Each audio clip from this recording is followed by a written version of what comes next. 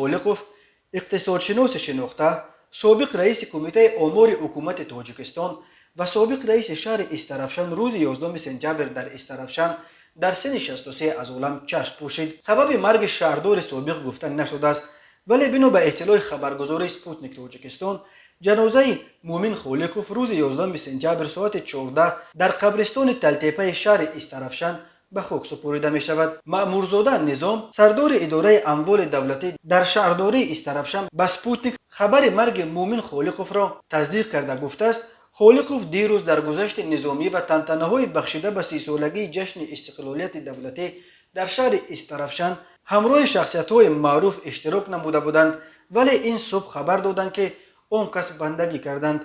رشته عمرشان همین قدر بوده است. خالقوف مومن 14 ایول سال 1958 در شهر استرافشان به دنیا آمده.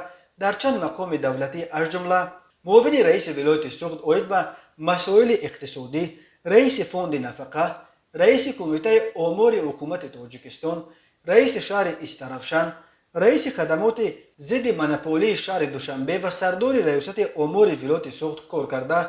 از سال 2016 به نفقه برآمده بود. مومن خالقوف همچنین 2 نوبت وکیل مجلس ملی پلات بالای پارلمان تاجیکستان بود.